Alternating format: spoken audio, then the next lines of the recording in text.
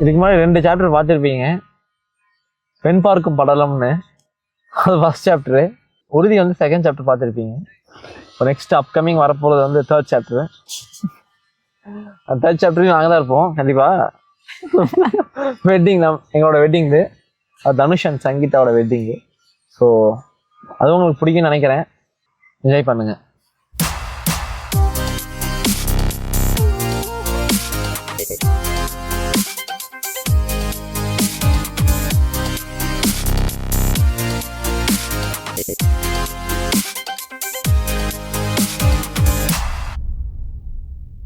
எப்படி ஸ்டார்ட் ஆச்சு? எப்படிப்பா ஸ்டார்ட் ஆச்சு? எப்படி? பஸ்ல இருந்து ஸ்டார்ட் ஆச்சு. பஸ்ல இருந்தா? பஸ்ல இருந்தா? வெயிட் பண்ணோம். ஆமா 3 இயர்ஸா நாங்க 2 பேரும் ஒரே பஸ் தான் டிராவல் பண்ணோம். பட் நாங்க பேசினதுல பார்த்தது கூட இல்ல. இவங்களை எப்படி வந்து எனக்கு ஃபர்ஸ்ட் தெரிஞ்சதுன்னா, இந்த கிளீன் காதல் ஃபிலிமுக்கு வந்து நான் வந்து இவங்களை சஜஸ்ட் பண்ணேன். அது வரைக்கும் இவங்ககிட்ட ஒரு வார்த்தை கூட நான் பேசுனது கூட இல்லை. அதுதான் ரீசன். ஷார்ட் ஃபிலிம் தான் ரீசனே. லவ்க்கான ரீசன் கிடையாது, பேசுறதுக்கான ரீசன். அதுக்கப்புறம் தான் பேச ஆரம்பிச்சோம் பஸ்ல. அப்புறம் கொஞ்சம் கொஞ்சமா பேச ஆரம்பிச்சோம். எப்படி ரொம்ப க்ளோஸ் ஆனோம் அப்படின்னா ஃப்ரெண்ட்ஸாக தான் இருந்தோம். இவங்க வந்து காலேஜ் முடிச்ச உடனே டெல்லி போனாங்க.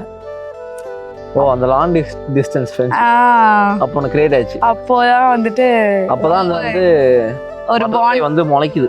பாண்ட் கிரியேட் ஆச்சு. வயித்துல உருவாகுது. பறக்க ஆரம்பிக்கல, உருவாகுது. Feb 21 அப்பதான் வந்து அன்னைக்குதான் இதை பத்தி பேசிக்கிட்டோம்.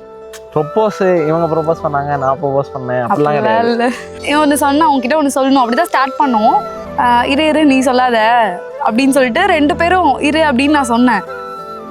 அந்த பையா மூவில லாஸ்ட் ஒரு சீன் வரும்ல, ஃப்ரெண்ட்ஸ் சொல்லுவாங்களா இந்த மாதிரி நீ போயிட்டேன்னு ஃபோன் பண்ணி அழுகுறான் அப்படி அப்படிம்பாங்கல்ல, அந்த மாதிரி வந்து அந்த சீன் வந்துட்டு 2 பேரும் நான் இருன்னு சொன்னேன், ஏதோ சொல்லணும்னு சொன்னா நான் இரு அப்படின்னேன்.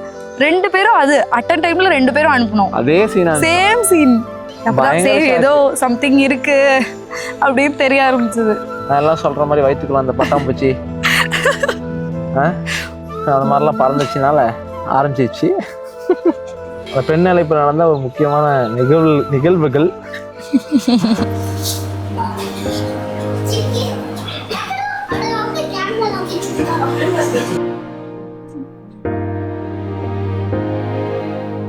ஒரு போட்டோ போட்டோடா கொண்டு போகுதா? அம்மூனே ப்ளீஸ் டா. போட்டோ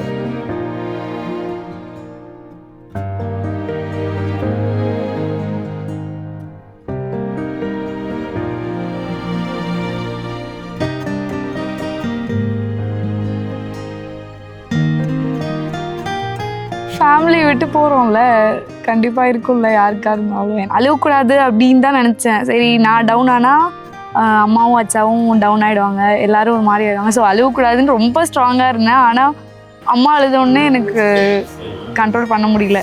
அது ஆட்டோமேட்டிக்காக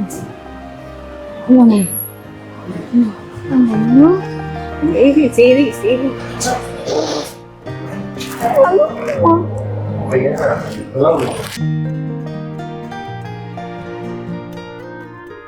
அச்சா வந்து காட்டிக்க மாட்டார் வெளியே, எவ்வளோ உள்ள இருந்தாலும் வெளியே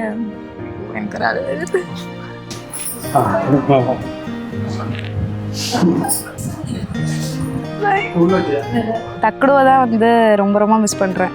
ஏன்னா இப்போ அவங்க வராங்க அப்படின்னு சொன்னாவே ஃபஸ்ட்டு ஓடி போகிறது நான் தான். அவனுக்கு இன்னும் தெரியாது நான் எங்கே இருக்கேன், என்ன பண்ணுறேன், எதுவுமே அவனுக்கு தெரியாதுல்ல. ஆனால் 2 வீக்ஸ் முன்னாடி அவனுக்கு வந்து சொல்லிட்டே இருந்தாங்க, அம்மு கல்யாணம் ஆகி போனா நீ என்ன பண்ணுவ அப்படின்னா டாட்டா சொல்லுவேன் அப்படின்னு சொல்லுவான் அவன். டாட்டா பொண்ணு அம்மா என்ன பேக் எடுக்கணும்? அம்மா போயிட்டு வரட்டேன், போயிட்டு வாங்க வரோம். அம்மா பேக் எடுக்கிறேன். ஓ இது ஓகே.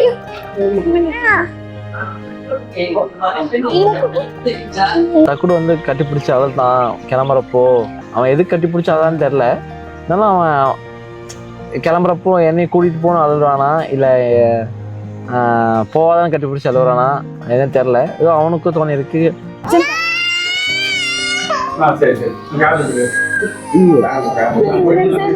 சரி ஓகே ஓகே.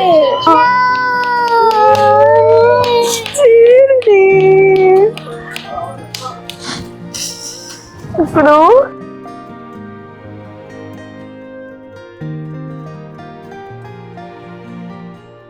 நான் ஃபோன் பண்ணி கேட்டுருக்கேன். பெண்ணல் இப்போ அங்கே உங்கள் வீட்டில் நடந்துட்டு இருக்கு. அவன் தான் ஃபோட்டோ எடுத்துட்டு இருந்தான் இருக்கான்ல. ஃபோன் பண்ணி கேட்டே இருந்திருக்கேன் என்ன நடக்குதுன்னு. அவன் எல்லாம் டான்ஸ் ஆடிட்டு இருக்காடா அப்படின்றான். சரி உண்மையாலுமே அவன் ரிச்சுவலாக டான்ஸ் இருக்கு போல நினச்சிட்டு ரிச்சுவலாக நினச்சேன்ப்பா டான்ஸ் ஆடிட்டு இருக்காங்களா. சரி ஆட்டம் ஏதோ சந்தோஷமா இருந்தா சரி. எங்கள் வீட்டுக்கு பெண்ணல் இப்போ முடிச்சுட்டு வராங்க. ஏன்னா வீட்டுக்குள்ள எல்லாம் நின்று இருக்கோம். கரெக்டாக கார்லேருந்து வராங்க. கண் கலங்கிட்டே வரா. பார்க்க பாவமாக இருந்துச்சு. என்ன சொல்கிறது, ரொம்ப ஆறுதல் சொன்னாலும் ரொம்ப அழுந்துருவாங்க. அது ஒன்று இருக்குல்ல. சரியா சாமி கும்பிட்டு வீட்டுக்கெலாம் போனோம். அக்கா பொண்ணு அவளை பால்கனிக்கு வச்சிட்டேன். பன்னீர் ரோஸ் வாங்கி பிச்சு போட்டு இங்கே பாரு கரெக்டாக செருப்பு விட்டதுக்கப்புறம் வீட்டுக்குள்ள நுழையும் மேலேருந்து தூக்கிட்டே இருக்கணும் பூவை அப்படின்ட்டு.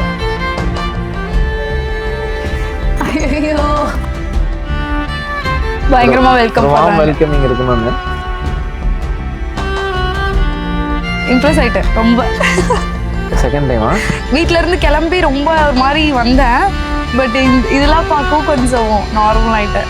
ஏதோ சந்தோஷப்படுத்தணும்னு நான் அது ஒரு விஷயம் பண்ணேன் எனக்கு தெரிஞ்சது. அப்புறம் அது கொஞ்சம் ஒர்க் அவுட் ஆயிடுச்சு எதுவும் சொதப்பாம.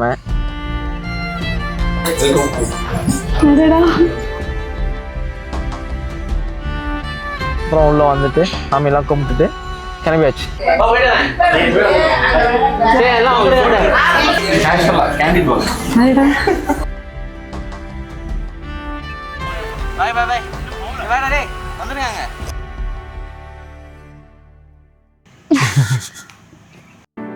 காதல் தினமே காத்திருக்கிறோம்,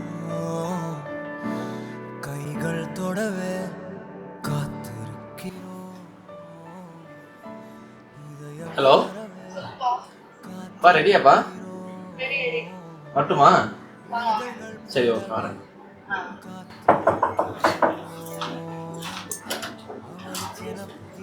ஹாய், செமையா இருக்கு ட்ரெஸ்.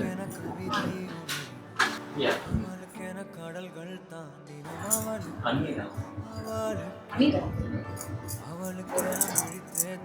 ஏன் அவ்வளோ ஆசை?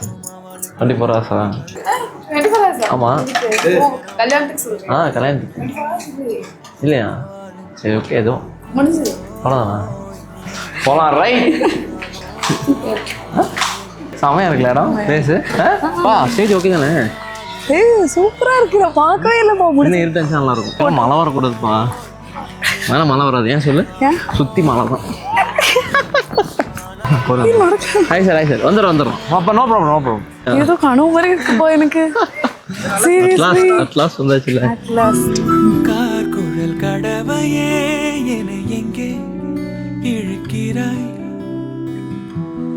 காழக வழியிலே கனவுகள் இறைக்கிறாய், கண்ணாடி கோப்பை ஆழியில் நான் கைமீறி சேர்ந்த தேயிலை, கண்ணங்கள் மூடி ஓரமாய் நீ நின்றாலே அன்றே தேவிரை, கிளியே நீ பிரிந்தால் சாகிறேன், விறகாய் உன் விழியே கேட்கிறேன், ஒளியே உன் உரசல் ஏற்கிறேன், உனக்காய் என் குறைகள் தோற்கிறேன், காக்குழல் கடமையே என எங்கே.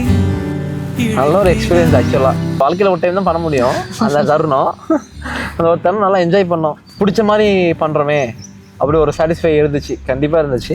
ஒரு மாதிரி அட்லாஸ்ட் nervous-ஆ இருந்தது. அந்த மூமெண்ட்டுக்கு வந்துட்டோமே அப்படின்ற ஒரு சாட்டிஸ்ஃபை இருந்துச்சு. அந்த என்ட்ரி வந்து ஆக்சுவலி எங்களுக்கு ரொம்ப பிடிச்சிருந்தது. நேச்சராக அப்படியே ஸ்டேஜில் என்ன வருதோ பண்ணலாம் அப்படின்னு தோணிடுச்சு. கொஞ்சம் கொஞ்சம் பண்ணோம். இந்த சுற்றுறது, மடியில் உட்கார வைக்கிறது, தூக்குறது. நான் 2 இயர்ஸ்க்கு மேலே சொல்லுன்னு சொல்லி இவங்க ஃபர்ஸ்டே வீட்டில் சொல்லிட்டாங்க. 2 இயர்ஸாக என்ன சொல்லிட்டே இருந்தாங்க வீட்டில் சொல்லி. ஜான்ல சொன்னேன் ஃபர்ஸ்ட்டு ஜினாட்டன் கிட்ட சொன்னேன், அக்கா ஹஸ்பண்ட் கிட்ட சொன்னேன். அவர்கிட்ட சொல்லிட்டு அவர் வந்து அக்காட்ட சொல்லி அக்கா 2 பேரும் சேர்ந்து அம்மா அப்பாட்ட பேசினாங்க. ஃபர்ஸ்ட் ஆஃப் ஆல் அவங்க மாமா தான் ரொம்ப ஹெல்ப் பண்ணாரு. இப்போ கூட கேட்பாரு, ஜிபே எங்கடா காசு வரல, புரோக்கர் ஃபீஸ் கேட்குறாரு அவங்க மாமா. அம்மாவை விட அக்காவை வந்து எனக்கு கொஞ்சம் ரொம்ப பயம். அவள் வந்து ரொம்ப ஸ்ட்ரிக்ட். பயம் இருந்தாலும் ஃபுல்லாகவே அவள் எல்லாமே நல்லா கேர் பண்ணிப்பா, எல்லாமே பண்ணிப்பா. இருந்தாலும் அவன் மேலே ஒரு பயம். அது மரியாதைன்னு சொல்லலாம், பயம்னு சொல்லலாம். ஜினாட்ட கிட்ட தான் போய் டேரெக்டாக சொன்னேன். எங்கேயோ போயிட்டு வண்டியில் வரப்போ நான் சொன்னேன், இந்த மாதிரி உங்ககிட்ட ஒன்று சொல்லணும் அப்படின்னு சொல்லிட்டு அவர்கிட்ட சொன்னேன். அவர்னால தான் இவ்வளோ தூரம் வந்திருக்கிறதுக்கு அவர் தான் ரீசனே. ஏன்னா அவர் வந்து கன்வே பண்ண விதம் தான், அச்சா கிட்டையும் சரி அம்மா கிட்டையும் டக்குன்னு ஓகே அப்படின்னு சொன்னதுக்கு ரீசன் வந்துட்டு இதுதான். சொன்னோடனே ஷாக் ஆனாங்க, ஆஸ் யூஷுவல் சேம். அதுவும் இவன் சொன்னோடனே அவங்களால நம்பவே முடியல. உனக்கு பிடிச்சிருந்தா ஓகே அப்படின்ற மாதிரி. அவங்க அப்பாலாம் வந்து விசாரிச்சாங்க, இந்த பையன் இந்த மாதிரி அப்படின்னு ஏரியாவில் வந்து விசாரிச்சிருக்காங்க. ஆக்சுவலாக ஆப்வியஸாக வந்து ஒரு பொண்ணு வீடுனா அவங்க கண்டிப்பாக வந்து விசாரிச்சு தான் கொடுக்கணும். அப்படி தான் பண்ணாங்க. அப்பா பேர் சரவணன் இல்லை, டீச்சர்னால அந்த சொல்லி விசாரிச்சுருக்காங்க. அவர் இருந்துட்டு அவங்க இங்கெல்லாம் இல்லையே, காலி பண்ணிட்டு எங்கிட்டே போயிட்டாங்களே வேற ஊருக்கு அப்படின்ட்டாங்க. அவர் யாரை நினச்சி சொன்னாலும் தெரில. அப்புறம் ஏதோ இல்லை அப்பா தெரிஞ்சுக்கிட்டாங்க, இல்லை நல்ல ஃபேமிலி அப்படின்ற மாதிரி சொல்லியிருக்காங்க. ஆமாம், சரி ஓகே. பையனும் கொஞ்சம் நல்ல பையனால ஒத்துக்க வேண்டிய சூழ்நிலை கண்டிப்பாக இருக்கும். வாங்க வாங்க ஆண்டி வாங்க. Thank you. Hi. Congratulations. வாங்க வாங்க. வாங்கக்கா வாங்க. Congratulations. அக்கடா வாய்ஸ் வரல. ஷபீர் சச்சி மாதிரி செம்மையா இருக்கு. ஆனாலையா கிளியே நீ பிரிந்தால் சாகிறேன், விறகாய் உன் விழியே கேட்கிறேன், ஒளியே உன் உரசல் ஏற்கிறேன், உனக்காய் என் குறைகள் தோற்கிறேன், காக்குரல் கடமையே என எங்கே. ரொம்ப சந்தோஷம்.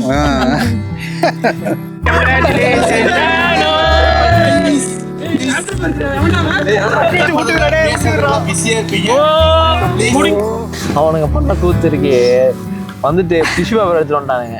நான் சரி கேக் வெட்டினானுங்களே, கேக் வெட்டினதுக்கு தான் டிஷ்யூ பேப்பர் கொடுக்க வாய் துவைச்சிட்டோம். டே அதுக்கு இல்லடா, பேப்பர் நீ அதில் போட்டு அந்த மாதிரி போடு, ப்ரீ வெட்டிங் சொல்லி பண்ணோம்ல இது போடு, நாங்கள் பார்க்கணும் லைவ்ல அப்படின்னாங்க. சரி அவனுங்க கெடுக்கணுமேனு அவங்களுக்காக அது பண்ணோம். செம்மையா இருக்கு. ஆக்சுவலி சொல்ல போனால் எங்கள் வீட்டில் எப்படி இருக்கணும் அந்த மாதிரி தான் இருக்கேங்க. கௌதம் அண்ணா வந்துட்டு சேம் இவனை மாதிரி தான், ரொம்ப கைண்ட் பர்சன். அண்ணா கிட்ட சீக்கிரமாக நான் ஜெல் ஆயிட்டேன். ஸோ அண்ணா வந்து சூப்பர். அண்ணி வந்து சொல்லவே தேவையில்லை, ரொம்ப ரொம்ப சூப்பர்.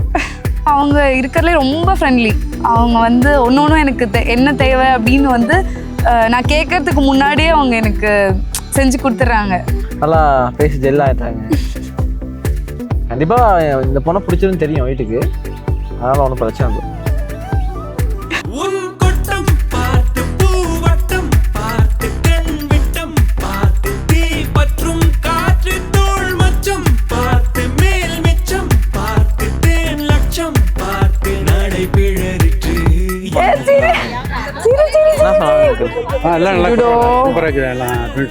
வழிமொழிகிறேன் எங்கே நெஞ்சின் நல்லாள் எங்கே, இன்பம் மிஞ்சும் இல்லாள் எங்கே, எங்கும் வஞ்சம் அல்லாள் எங்கே, கொன்றை கொஞ்சம் சில்லாள் எங்கே. இன்னும் கரெக்டாக பார்த்தீங்கன்னா 2 3 4 5 6 7 8 9 9 hours 10 hours கரெக்டாக இருக்கு. மாதிரி கட்டல என்ன ஃபீல் பண்ணுறேன்? எனக்கு ஒரு மாதிரி மிக்ஸ்டு எமோஷன்ஸ். 60 emotions 3 knots போகிற தருணம் தான் வெயிட் பண்ணிட்டு இருக்கேன். 3 knots நீ தான் போடுவியா? ஆமாம் கண்டிப்பாக பார்த்தீங்கன்னா love you. Love you too. எங்கே போய் சங்கடம் வந்துடலாம்.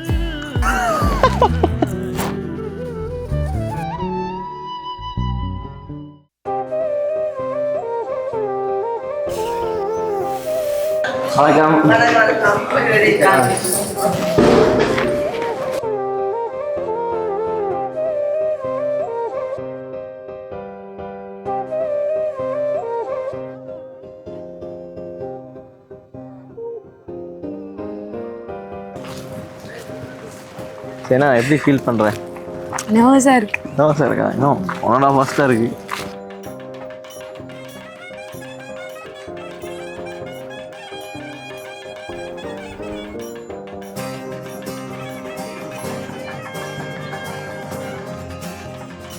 இல்லை அவன் காம கைமாச்சுல 10 நிமிஷம் சாரி சேஞ்ச் பண்ணி வரத்துக்குள்ள 10 ஃபோன் அடிச்சிட்டான் இவன். ஃபோன் பண்ணேன். டென்ஷன் ஆகிட போகிறான். ஐயர் வந்து பொண்ணுங்க நாளை ஆகிட்டு இருக்குன்னாரு. சரி அந்த ஐயருக்கு பொண்ணை மட்டும் காமிச்சலாம் சொல்லிட்டு இவனை வந்து நிற்க வச்சிட்டேன். ஐயரே பார்த்துக்காங்க பொண்ணு வந்தாச்சு அப்படின்ட்டேன்.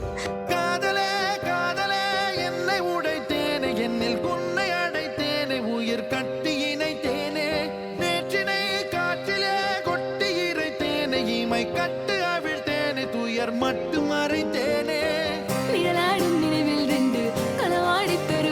அந்த மாதிரி ஆங்கிளில் 4 பேர் பிடிச்சிட்டு நடுவில் நடந்து வரணும்னு எனக்கு ஒரு ஆசை.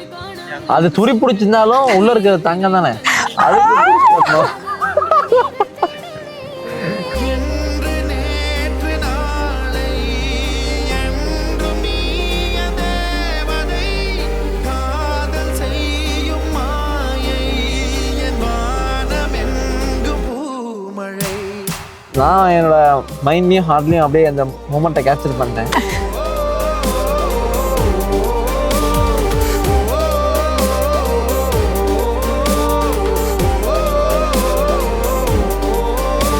ரெண்டு சைடு ஃபேமிலி பெர்மிஷனோட இந்த ஒரு இடத்துல இருக்கோம் அப்படின்னு நினைக்கிறப்போ ரொம்ப ஹாப்பியா இருந்தது.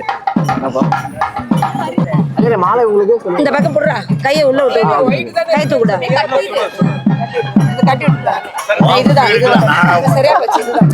அவ்வளவுதான் முடி போட்டு எடுக்க மாட்டாங்களா? நான் பூ போட்டே இருந்தேன். நாங்க போடுற பூக்கு எத்தனை கிலோ வாங்கினாலும் பத்தாது அப்படின்னு சொன்னாரு இருந்தாரு. பூ மார்க்கெட்டே வந்தா பத்தாது. கல்யாணம் ஆக போகுது அவ்வளவுதான் அப்படின்றப்போ எனக்கு பயங்கர நர்வஸா இருந்தது அந்த மொமெண்ட். பட் நல்லா இருந்தது.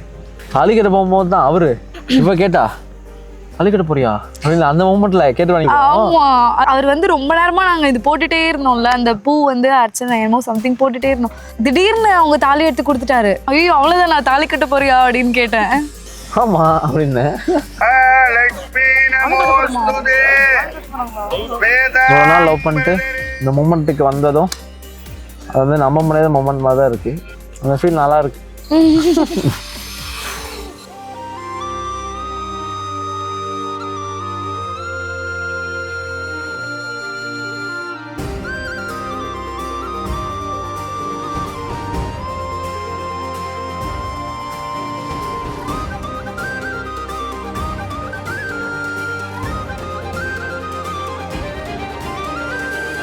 எடுத்தோடனே இப்படி கட்டிட்டான்.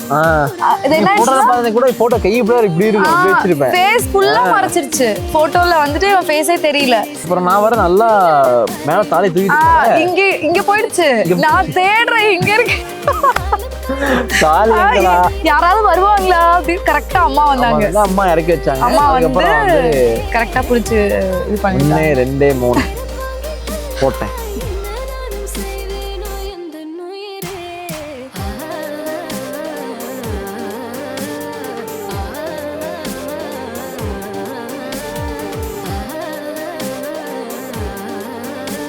கோடல் கேஸ் வந்து ஆக்சுவலா அதெல்லாம் பிளான்லாம் பண்ணல கிடையாது. பரவாயில்ல இவளுக்கு அது பிடிக்கும்னு தெரியும். நல்லா இருந்துச்சா? நல்லா இருந்தது. ஒரு மாதிரி டிஃப்ரெண்டா இருந்தது ஃபீல்.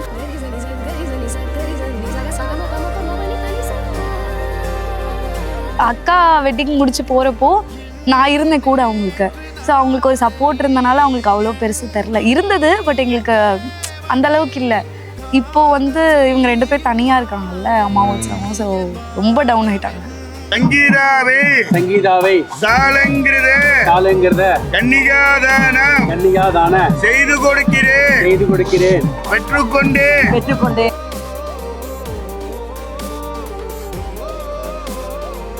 இனிமே என் சொந்தம்டா. வண்டி கழுவுற மாதிரி கழுவுற நல்லா தானே இருக்குதா?